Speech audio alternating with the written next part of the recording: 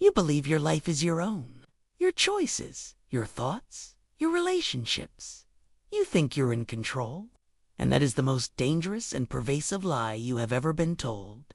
It's a comforting illusion, a lullaby sung to the masses to keep them asleep, compliant, and predictable. Every single day, in the silent corridors of power, in gleaming corporate boardrooms, in the coded algorithms that curate your reality, and even in the supposed sanctuary of your own home, a war is being fought. It's not a war of armies and banners, but a silent, relentless war for influence. A war for control of your mind, your will, and your wallet. In this war, the powerful don't play by the rules you were taught. They write the rules. And the unsuspecting, the naive, the good people, they're just pawns on a board they can't even see. This isn't a lecture for the faint of heart. It's not a speech for those who wish to remain blissfully ignorant. This is an awakening. What you're about to hear will peel back the veneer of civility and expose the raw, unfiltered mechanics of power. This video doesn't just reveal the secrets of the world's most influential figures. It hands you their playbook. Prepare to learn how to see the strings of manipulation. Prepare to learn how to cut them.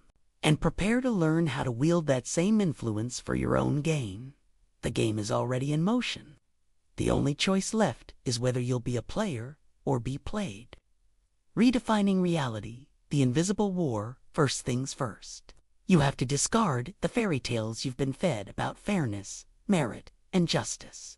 These are concepts often promoted by the powerful to keep the powerless pacified. The real world operates on a different, more primal axis. The axis of power.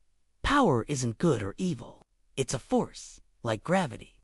It dictates who gets heard and who gets silenced, who rises and who falls, who eats and who gets eaten. Influence is the currency of this realm.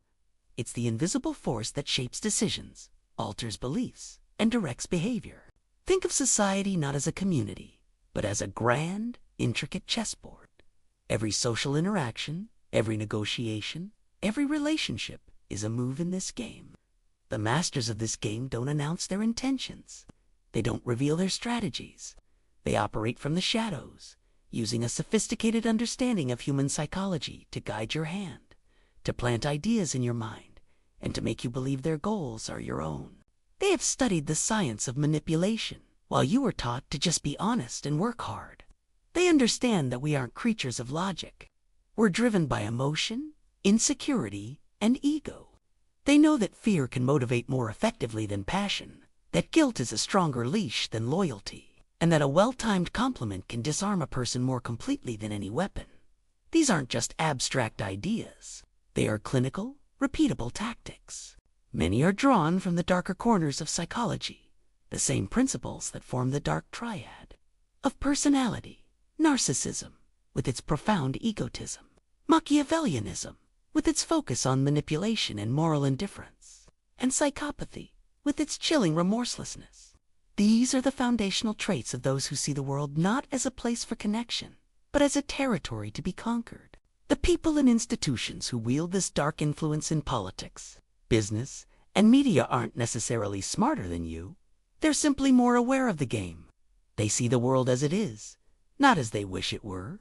They've accepted the brutal reality that to avoid being controlled, you must understand the tools of control. What you'll learn today are the laws of this invisible war. These aren't moral prescriptions. They're a clinical breakdown of tactics used against you every single day. To learn them is not to become evil. It's to become inoculated against the evil of others. It's to finally take your hand off the pawn and place it on the king. The first law is perhaps the most fundamental, for it governs your very value in the eyes of the world. The first law, master the art of absence and presence. The first law of power states that anything abundant loses its value. Anything scarce becomes a prize. This applies to gold and diamonds, but it applies even more powerfully to people.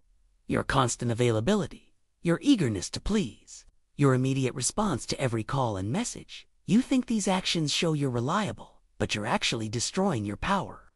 You're making yourself common. You're making yourself abundant. Masters of influence understand that human desire isn't sparked by presence, but by absence. It's the space between encounters that allows respect and reputation to grow. By being ever present, You become part of the furniture. You're taken for granted. Your opinions are glossed over. Your presence becomes mundane. But when you learn to strategically withdraw, you create a vacuum. That vacuum forces others to notice you. It makes them think about you. It makes them wonder. In that moment of wondering, you're no longer just another person in the room. You are an object of contemplation. Your value skyrockets. In personal relationships, this is wielded with devastating effect. The silent treatment is a crude but effective version of this law. By withdrawing communication, a person creates tension and anxiety. The target, desperate to close the loop and ease the discomfort, often becomes compliant.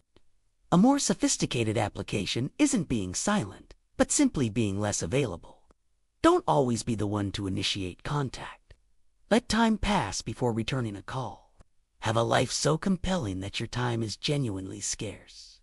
This isn't about playing games. It's about demonstrating that your time is a valuable resource, which in turn makes you a valuable resource.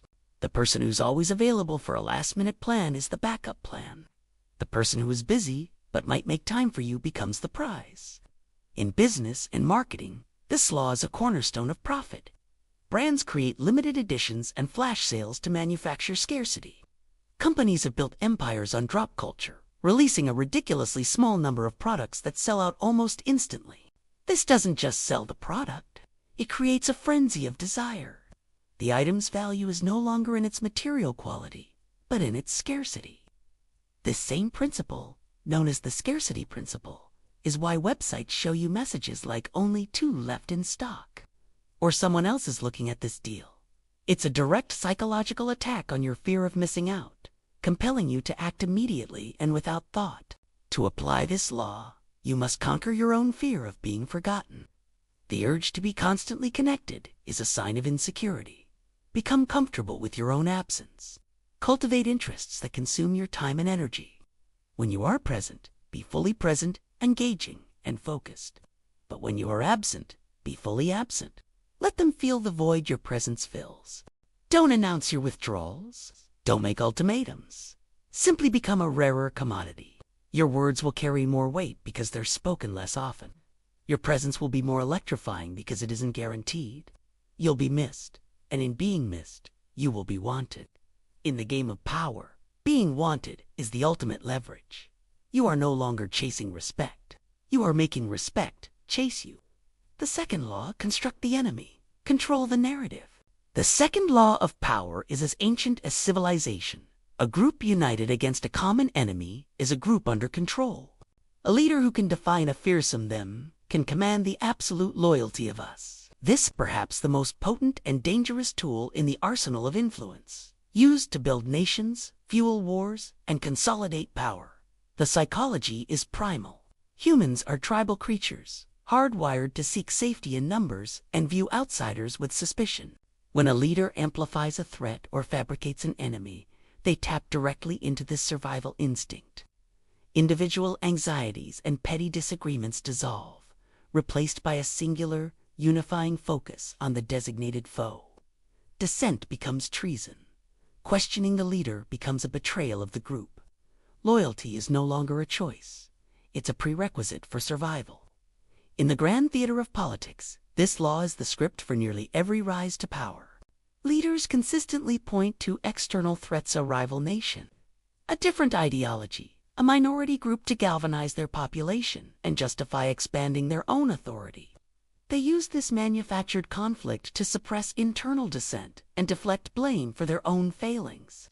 We've seen repeated accusations of governments manipulating key economic data, like housing prices or employment figures. By allegedly distorting this data, an administration can paint a rosy picture of its own performance while blaming any remaining hardships on political opponents, thus constructing a narrative where they are the protectors of prosperity against unseen saboteurs. This tactic isn't confined to nations. A manager facing a disgruntled team can create a narrative of a hostile marketplace or a predatory competitor. Suddenly, the team isn't focused on the manager's incompetence. They're united in a crusade against the perceived enemy. Their energy is redirected outward, and the manager's position is secured. They become the wartime general, essential for victory. Even social media algorithms weaponize this principle. By creating echo chambers, they reinforce our existing beliefs and limit exposure to diverse viewpoints. This digital segregation creates a stronger us versus them mentality, making users more polarized and susceptible to manipulation. The algorithm's goal of maximizing engagement leads it to feed you content that enrages you against a digital other, keeping you hooked. To wield this law, you must identify the latent fears of your target group. What are they insecure about? Who do they secretly resent? Once you find this emotional fault line, you can construct an enemy that embodies these fears. It doesn't need to be entirely real. It only needs to be plausible. Frame the conflict in moral terms, a battle of good versus evil, survival versus extinction. When you present yourself as the sole defender against this threat, you become more than a leader. You become a savior. The group will grant you immense power, not because you demanded it, but because they believe you are their only shield against the darkness you so skillfully illuminated. To defend against this, be relentlessly skeptical of any leader who presents a simple, clear-cut enemy. Ask yourself, who benefits from this conflict? Is the threat real, or is it being exaggerated to manipulate my emotions? The true enemy is often not the one being pointed to, but the one doing the pointing. The third law wields guilt as a lever of control. The third law of power operates inside the conscience of your target. It's the art of weaponizing a person's own sense of morality against them. Guilt is one of the most painful human emotions, and the desire to alleviate it is a powerful motivator. The master of influence knows how to induce guilt, cultivate it, and then position themselves as the sole source of absolution. Unlike fear, which is a response to an external threat, guilt is an internal judgment. It's the voice in our head telling us we've violated a moral code, that we're selfish, inconsiderate, or ungrateful. A manipulator doesn't need to shout or threaten. They only need to subtly suggest that you've failed to live up to a standard they often get to define. This is a cornerstone of manipulation in personal relationships. The classic guilt trip is a prime example. A parent might say, "Don't worry about me. I'll just sit here alone. After all I've done for you." The statement isn't a direct command, but it's dripping with accusation, designed to make the target feel a pang of guilt. A partner might sigh heavily when you mention a night out with friends, or say, "It's fine. You go have fun. I just thought we were a team." These actions frame your autonomy as a betrayal, leveraging guilt to restrict your freedom. In the corporate world, this tactic is polished and professional. A manager might assign you weekend work by saying, "I know it's a lot to ask, but the whole team is counting on this for our success." The emphasis on the collective makes refusing feel like you're letting everyone down. Marketers also tap into this. Research shows that marketing campaigns that target emotions are highly effective. Many ads work by making you feel guilty about your lifestyle or your environmental impact before presenting their product as the convenient, guilt-free solution. To apply this law, you must first position yourself as a moral authority or a selfless giver. Establish a pattern of doing favors or making sacrifices. This creates a psychological debt. Then, when you make a request, frame it not in terms of what you want, but in terms of their impact on you. Phrases like, "I'm a little disappointed," or "I guess I just expected more from you," turn the focus inward, triggering self-criticism. They'll rush to repair the damage they've caused to your feelings, often by capitulating to your unspoken desires. The most insidious form of this is to make someone feel guilty for emotions they are entitled to feel. If they get angry at your behavior, you might say, "I can't believe you're raising your voice. I was only trying to help." This reframes your transgression as their overreaction, making them feel guilty for their own justified anger. Defending against this requires a strong sense of your own moral boundaries. Learn to distinguish between healthy remorse and manufactured guilt. When someone consistently makes you feel responsible for their emotions, they're using guilt as a leash.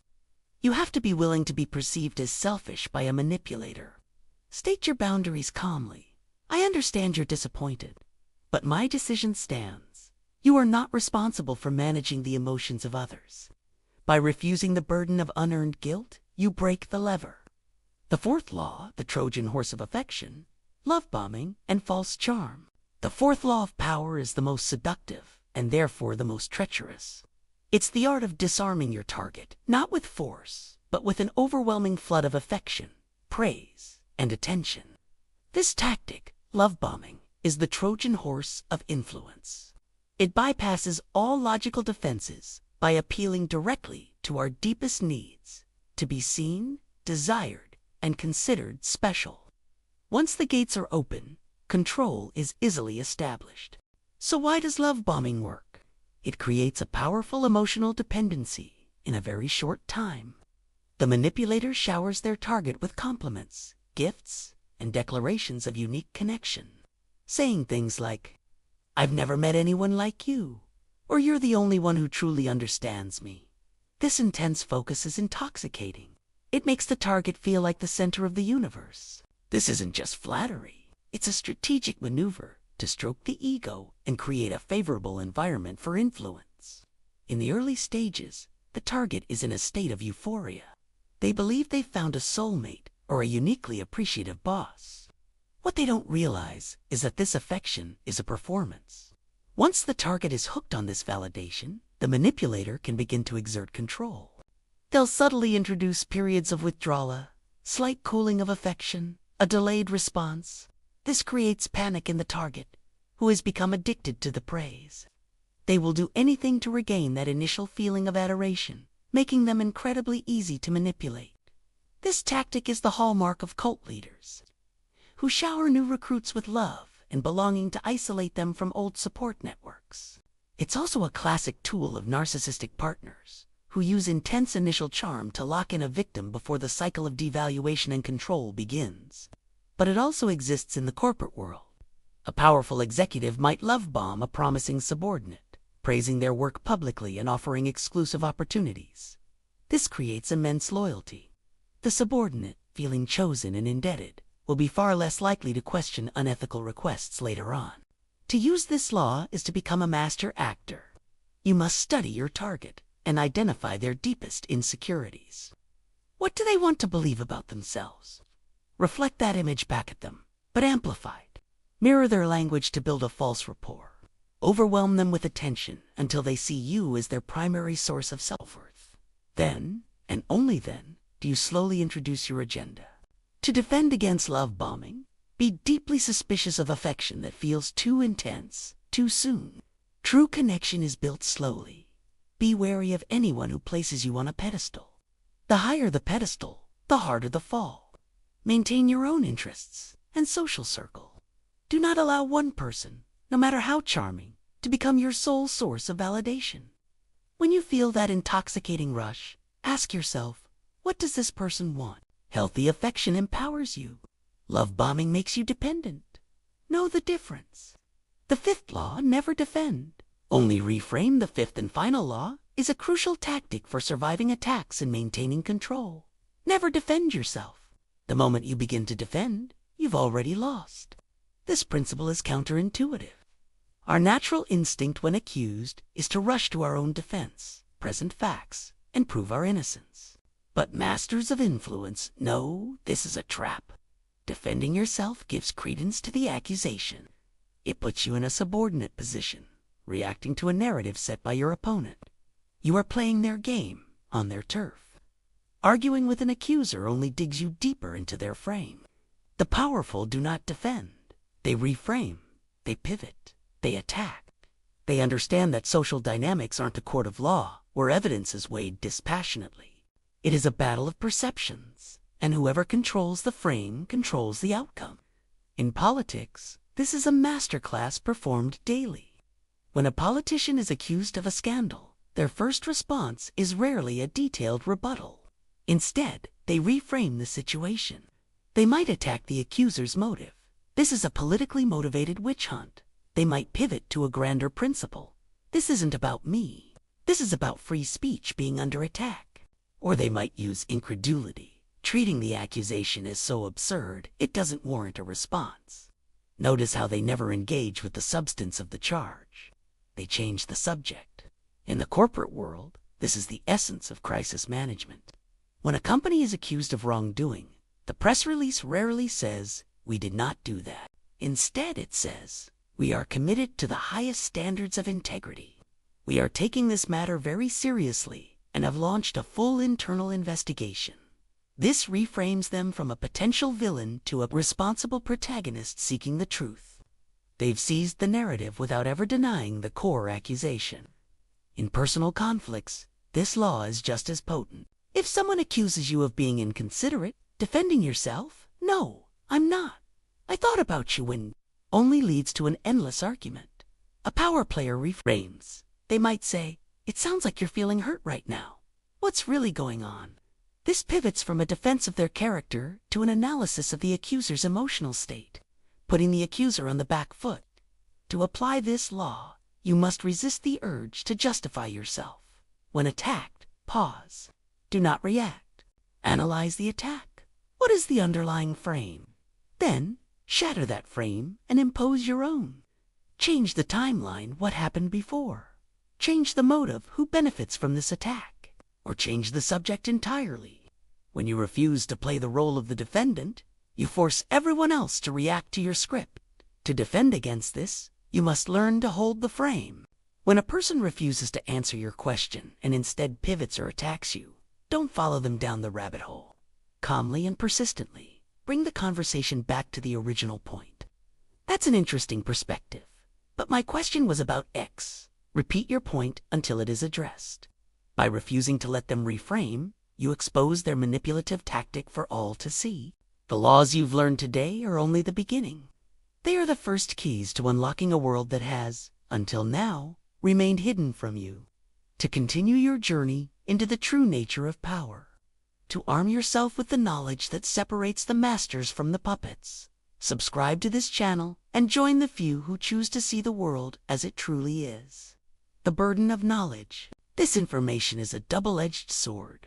It's a tool for liberation, but it can also be a tool for tyranny.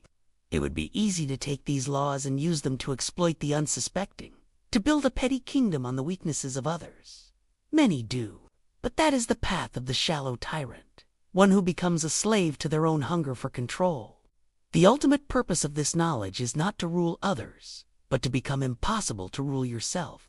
It's to see the guilt trip before it lands. To recognize the love bomb before it detonates, to hear the whisper of the enemy being constructed, and to understand the value of your own silence. It is to walk through the world with your eyes wide open, finally aware of the invisible currents that govern human society. True power isn't a scepter or a crown. It isn't about bending others to your will. True power is sovereignty of the mind.